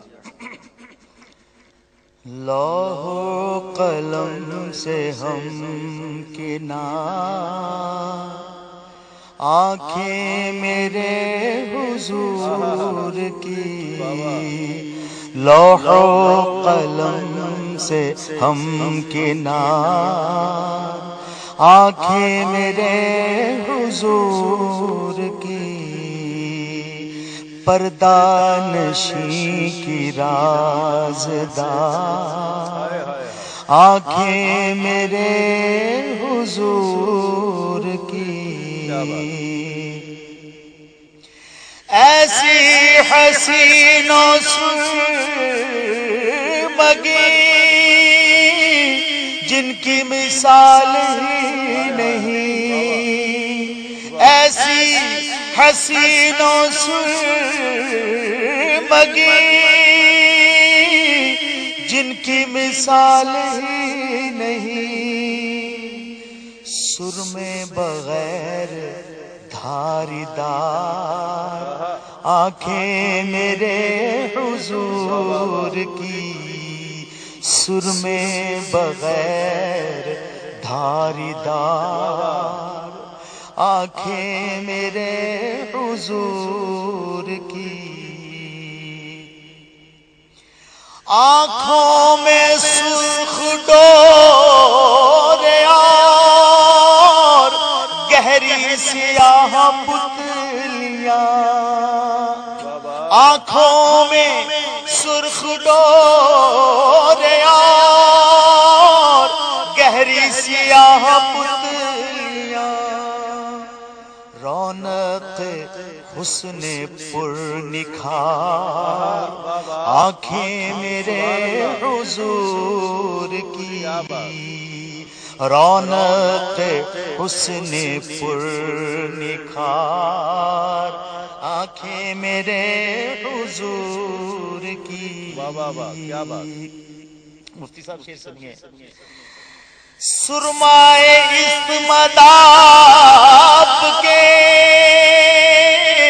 زیب عیون ہوتا جب، سرمائے اسمداد کے ہوتا زیب عیون ہوتا جب، اور بھی لگتی تابدار آنکھیں میرے حضور کی، اور بھی لگتی تابدار آنکھیں میرے حضور کی، تحت سرا کی ہے خبر، عرش اولا پہ ہے نظر، سدرا سے دیکھتی ہیں پار آنکھیں میرے حضور کی، سدرا سے دیکھ۔ ناظرین خوش آمدید، آپ پروگرام دیکھ رہے ہیں رحمت السحر تسلیم صابری کے ساتھ۔ میں نے جس طرح ذکر کیا آپ کی کالز ہوں گی، مفتی آپ کے سوالات ہوں گے، مفتی صاحب جواب دیں گے۔ پہلے کال شامل کرتے ہیں۔ السلام علیکم۔ ہیلو، السلام علیکم۔ وعلیکم السلام۔ میں امریکہ سے بول رہی ہوں، میرا نام ہے، میرا بیٹا کل روزہ رکھا تھا، ہاں تو وہ کچھ کام کر رہا تھا گھر میں ڈرل مشین سے، پتہ نہیں کس طرح جھکا تھا، اس کی سینے کی نس پہ نس چڑھ گئی، بہت تکلیف سے تڑپ رہا تھا، تو اس کا روزہ تھا، کچھ بیٹھے سے نقلا دے نہیں سکتے، ہم نے اس کا روزہ کھلوا دیے، ٹھیک ہے، تو وہ رات تک اس کی درد صحیح ہوا، کچھ ہوا، تو اب مجھے یہ پوچھنا ہے کہ اس کا فدیہ دینا پڑے گا روزے کا۔ کتنی عمر ہے بچے کی؟ 18 سال۔ 18 سال، ٹھیک ہے، بالکل آپ کو بتاتے ہیں۔ جی مفتی صاحب، وہ کیا اندر چلی گئی تھی کچھ چیز، کیا کہہ رہے ہیں؟ چوٹ لگ گئی، گر گیا، بہت تکلیف میں رہا بہت۔ جی ہاں، شرعی اس میں مسئلہ یہی ہے کہ اگر حالت روزہ میں کوئی ایسا عذر لاحق ہو جائے جس کی بنا پر روزے کو جاری رکھنا انتہائی دشوار ہو جائے، چاہے اس میں صحت کا مسئلہ ہو، بیماری رگ وغیرہ کا چڑھ ہو، گئی تھی، مسکولر پرابلم ہو گیا تھا بہت زیادہ، اگر واقعی بہت زیادہ ایسا ہو گیا، جیسے مسکولر پرابلم میں تو ایسا کوئی نہیں ہوتا کہ اس میں روزہ توڑوانا ہی کوئی ضروری ہو جائے، یہ ضرور اچھی طرح غور و تفکر کر لیں کہ اگر واقعی ایسی صورتحال بن گئی تھی کہ روزہ توڑے بغیر اس مشکل کا حل نظر نہیں آ رہا تھا، تب تو روزہ توڑنا بھی جائز تھا اور اس پہ کفارہ نہیں ہوتا، صرف ایک قضا ہے، جب رمضان گزر جائے ایک روزہ رکھ لیں، ٹھیک ہے۔ لیکن اگر اتنی بڑی پرابلم نہیں تھی، انہوں نے اس کو زیادہ بڑا محسوس کر کے روزہ توڑوا دیا، تو پھر اس صورت میں کفارہ بھی لازم ہوگا۔ اس میں کفارہ یہ ہوتا ہے کہ رمضان گزر جانے کے بعد 60 روزے لگاتار کفارے کے اور ایک روزہ قضا کا رکھنا ہوگا، ٹھیک۔ تو یہ پہلے اچھی طرح مشورہ کر لیا جائے اس طرح روزہ وغیرہ توڑنے کے سلسلے میں، یا پہلے علم ہونا چاہیے کہ کس مقام پہ روزہ توڑنا صحیح ہے کہاں نہیں، تاکہ صحیح حل نکالا جا سکے۔ اگلے کالر شامل کرتے ہیں۔ السلام علیکم۔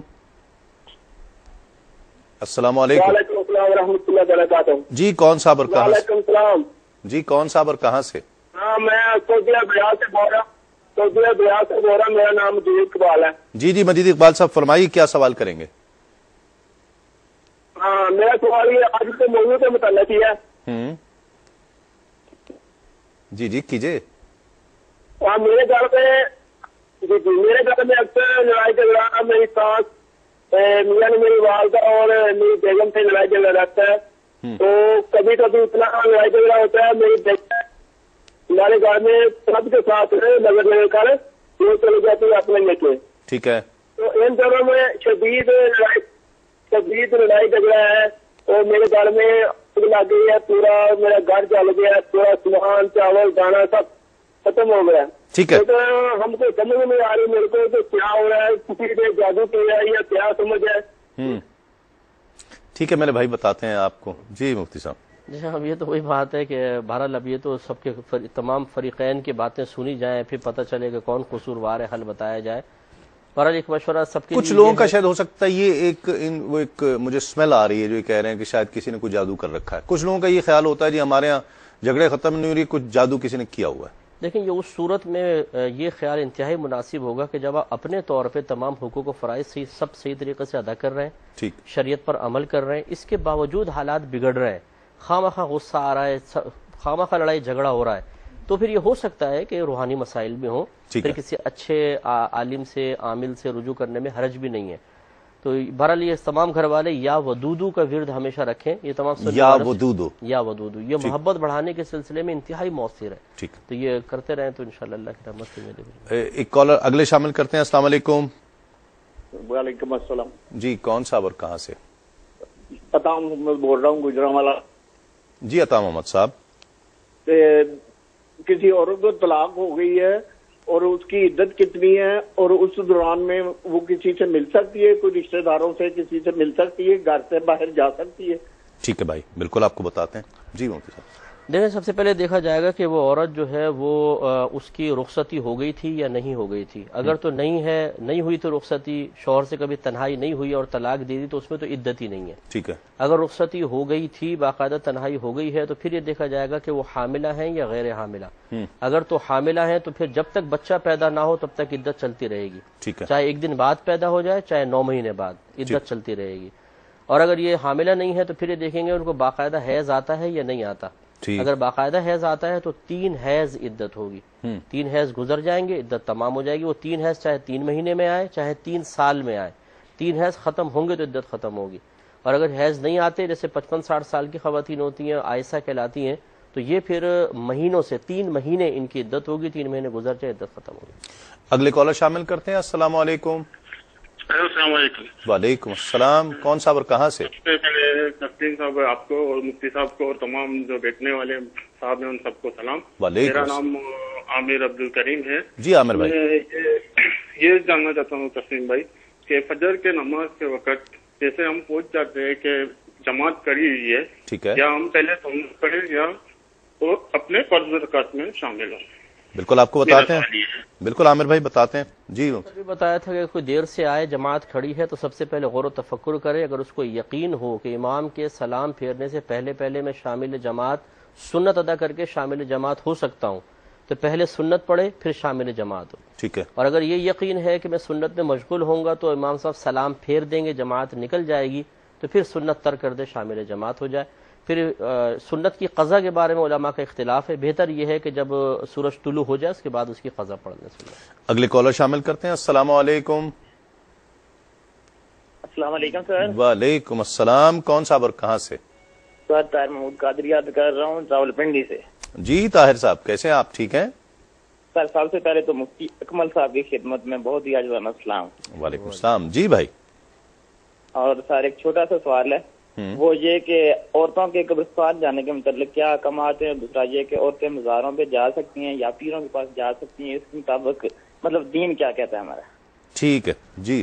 جی مزار پہ جانا عورت کا شرعاً جائز ہے، کیونکہ نبی کریم صلی اللہ علیہ وسلم کے مزار مبارکہ پہ لاکھوں خواتین سالانہ آ رہی ہیں، اس طرح اصحاب جنت البقیع کے پاس بھی لوگ عورتیں آتی ہیں، مطلقاً منع نہیں ہے، لیکن عام مزارات پہ اگر چند قیودات و شرائط ہیں. نمبر 1 تو یہ کہ اگر جائیں تو پردے کے ساتھ جائیں، راستہ پرفتن نہیں ہونا چاہیے، محرم کے ساتھ جائیں، ٹھیک ہے، اور اس مقام پہ مرد و عورت کا اختلاط نہ ہو، مقام ایسا ضروری ہے، اپنی طرف سے جائیں اور وہاں جا کر بے ادبی نہ کریں، جزا و فضا نہ کریں، صرف تلاوت وغیرہ کی، کچھ تھوڑی سی حاضری دی اور واپس آ جائیں تو اس کی گنجائش نکل سکتی ہے. پھر بھی علماء کرام نے فرمایا ہے کہ عورت کے لیے مستحب یہ ہے کہ وہ گھر میں رہ کر ہی ایصال ثواب وغیرہ کرتی رہے. ٹھیک. ناظرین، آج کا سوال نوٹ فرما لیجئے. احسن القصص قرآن مجید کے کس قصے کو کہا جاتا ہے؟ قصہ حضرت موسیٰ علیہ السلام، قصہ حضرت یونس علیہ السلام یا قصہ حضرت یوسف علیہ السلام؟ ایک جواب ٹھیک ہے. میسج ٹائپ کر کے آپ اس مقابلے میں شریک ہو جائیں گے. جیتنے والے کو جنون گارمنٹس کی جانب سے گفٹ ہیمپر پیش کیا جائے گا. ایک وقفہ ہوگا، وقفہ سحری کا وقفہ ہے، ہم بھی سحری کر لیں، آپ بھی کام نپٹا لیجئے، اس کے بعد انشاءاللہ آپ سے ملاقات ہوتی ہے. روزوں کا مہینہ قرآن کی آیت میں. ناظرین خوش آمدید، آپ پروگرام دیکھ رہے ہیں رحمت سحر تسلیم صابری کے ساتھ، اور کلام شامل کرتے ہیں اور اس سیگمنٹ کا آغاز کلام سے روفی صاحب ہمارے ساتھ تشریف فرما ہے. جی بسم اللہ. محل ولا جب بھی گئے غار حرا میں ہم، اہل طلب جب بھی گئے غار حرا میں، لوٹے تیری خوشبو کے مزے غار حرا میں، لوٹے تیری خوشبو کے مزے غار حرا میں.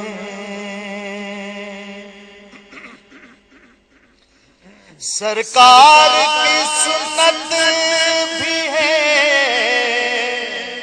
مولا کو بھی محبوب، سرکار کی سنت بھی ہے، مولا کو بھی محبوب، اس واسطے ہم روتے رہے غار حرا میں، اس واسطے ہم روتے رہے غار حرا میں. ویسے تو بہاتا ہوں آقا تیری یاد میں آنسو، ویسے تو بہاتا ہوں تیری یاد میں آنسو، انمول تھے جو اشک گرے غار حرا میں، انمول تھے جو اشک گرے غار حرا میں. تنہائی کے ان رازوں پہ ہے آج بھی پردہ، محبوب و محب ملتے رہے غار حرا میں، محبوب و محب ملتے رہے غار حرا میں. میں آپ کے قدموں کے نشان ڈھونڈ رہا تھا،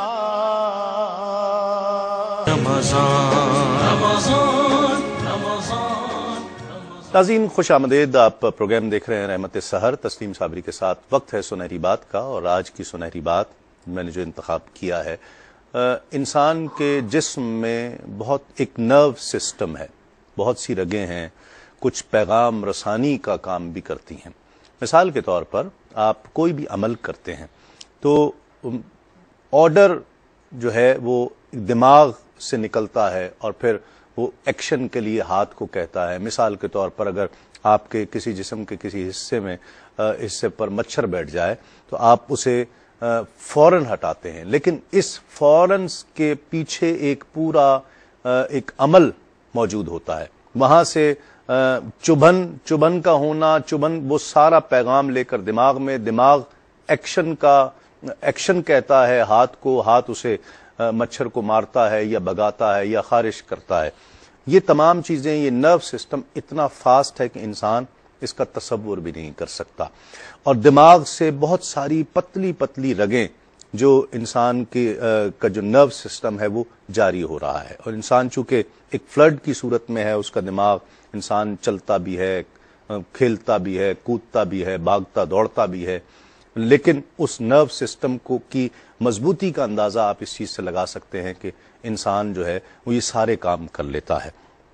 کہتے ہیں کہ یہ جو آپ کے گردن کے پیچھے کا جو حصہ ہے، یہاں پر وہ رگیں بہت نازک رگیں ہیں جس کو نرو سسٹم کہا جاتا ہے، لیکن اگر اس پر بہت دیر پانی نہ لگے تو میڈیکل سائنس کہتی ہے کہ یہ خشک ہو جاتے ہیں، اور اس خشک ہونے سے پاگل پن کا دورہ پڑ سکتا ہے، گردن توڑ بخار ہو سکتا ہے، لو لگ سکتی ہے، سن سٹروک جس کو کہا جاتا ہے وہ ہو سکتا ہے، فالج ہو سکتا ہے، یعنی ایسی بہت ساری بیماریاں اس سے جنم لے سکتی ہیں۔ لیکن آپ میرے آقا کریم صلی اللہ علیہ وآلہ وسلم کا فرمان دیکھیے، عمل دیکھیے۔ وضو کا ایسا طریقہ بتایا گیا کہ وضو میں ایک حصہ سر کا مسح کرنا بھی ہے، اس مسح کرنے میں آپ ہاتھوں کو گیلا کر کے اپنی گردن پر پیچھے اس طرح سے ملا کرتے ہیں، اور دن میں کم از کم 5 مرتبہ تو ملا کرتے ہیں۔ اس سے یہ چیزیں خشک نہیں ہو پاتی ہیں، اور یہ سن سٹروک کو روکتی ہیں، آپ کے پاگل پن کو روکتی ہیں، گردن توڑ بخار کو روکتی ہیں، فالج کو روکنے میں بہت مددگار ہو سکتی ہیں۔ اگر ایک انسان مسا ٹھیک طرح سے، جس طرح جو سنت طریقہ ہے اس طرح سے اگر کرتا رہے تو یہ اس چیز سے بچ سکتا ہے۔ میڈیکل سائنس آج کہہ رہی ہے، میرے سرکار نے آج سے 1450 سال پہلے یہ بتا دیا۔ کیا بات ہے سرکار دو عالم صلی اللہ علیہ وآلہ وسلم کی، کہ پھیلائے ہوئے گوشۂ دامان تجسس، پھیلائے ہوئے گوشۂ دامان تجسس، سائنس محمد کا پتہ پوچھ رہی ہے۔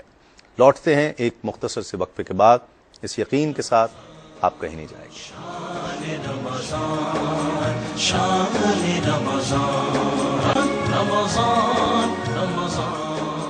ناظرین خوش آمدید، آپ پروگرام دیکھ رہے ہیں رحمت سحر تسلیم صابری کے ساتھ، اور کنکلوڈ کرتے ہیں کیا حل ہونا چاہیے، سولوشن کیا ہے، کیا کرنا چاہیے ماں کو، کیا کرنا چاہیے بیٹے کو، کیا کرنا چاہیے بہو کو، کیا صورتحال کرنی چاہیے۔ جی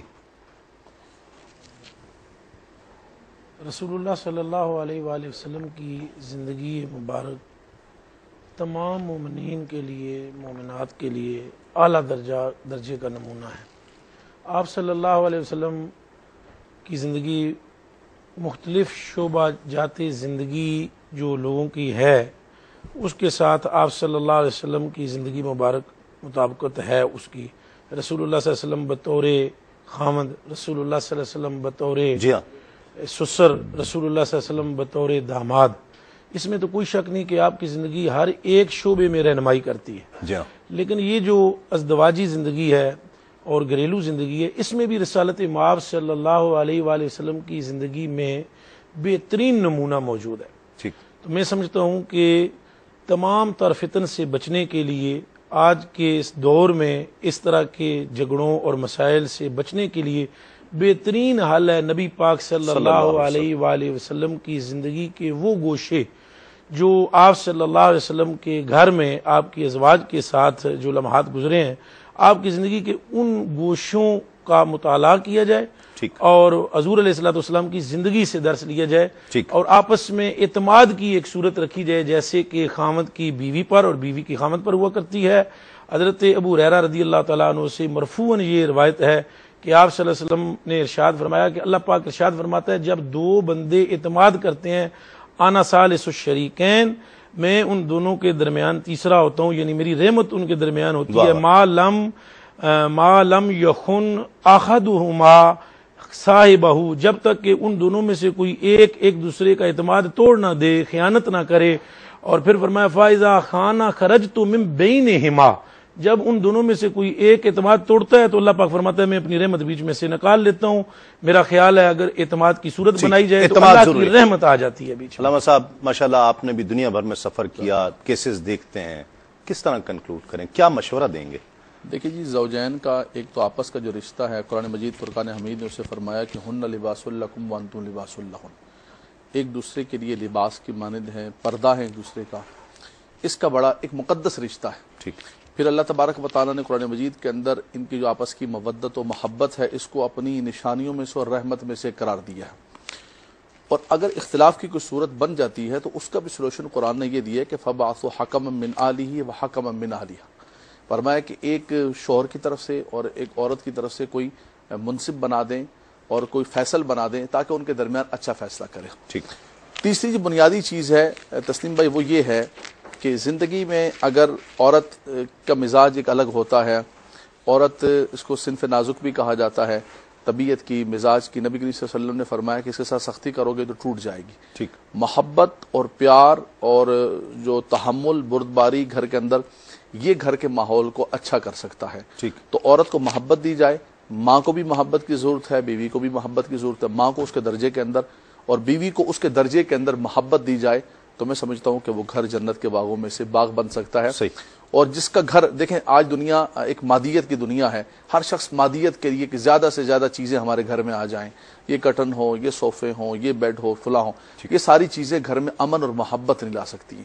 یہ سب کچھ موجود ہوگا، اگر گھر میں سکون نہیں تو انسان کی زندگی اجیرن ہو جائے گی۔ تو کوشش یہ کریں کہ اللہ تبارک و تعالی ہمارے گھروں کو جنت کے باغوں میں سے باغ بنائے اور محبت کا مرکز و محور بنائے۔ آمین۔ مفتی صاحب میں گزارش کروں گا کہ بچوں کی شادی سے پہلے انہیں حقوق زوجین کورس کروائیں، واہ، جس میں تمام حقوق اور فرائض کا بیان ہو، تاکہ بچے پہلے جان جائیں کہ ہمارے لیے کیا لازم ہے اور ہم کیا حاصل کرنے کا حق رکھتے ہیں۔ ٹھیک۔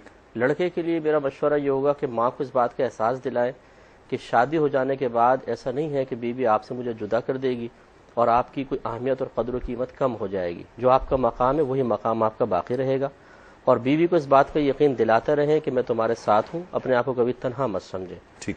ساس صرف اللہ کی رضا کے لیے بہو کو اپنی بیٹی تصور کرتے ہوئے اس کے ساتھ ویسے ہی سلوک کرے جیسے اپنی سگی بیٹی کے ساتھ کرتی ہے، اور بہو ساس کو اپنی ماں سمجھتے ہوئے اللہ کی رضا کے لیے اور اخروی درجات کے لیے اس کی ویسی خدمت کرے جیسے اپنی ماں کی خدمت کرنا یا اپنی بھابھی سے اپنی ماں کی خدمت کروانا پسند کرتی ہے۔ صحیح۔ ایک مختصر سا وقفہ، وقفے کے بعد لوٹیں گے انشاءاللہ۔ ایک مختصر سا وقفہ، اس یقین کے ساتھ آپ کہیں نہیں جائیں گے۔ سجدوں کی فراوانی ہوتی ہے مساجد میں، ہوتی ہے مساجد میں، کیفیت روحانی ہوتی ہے مساجد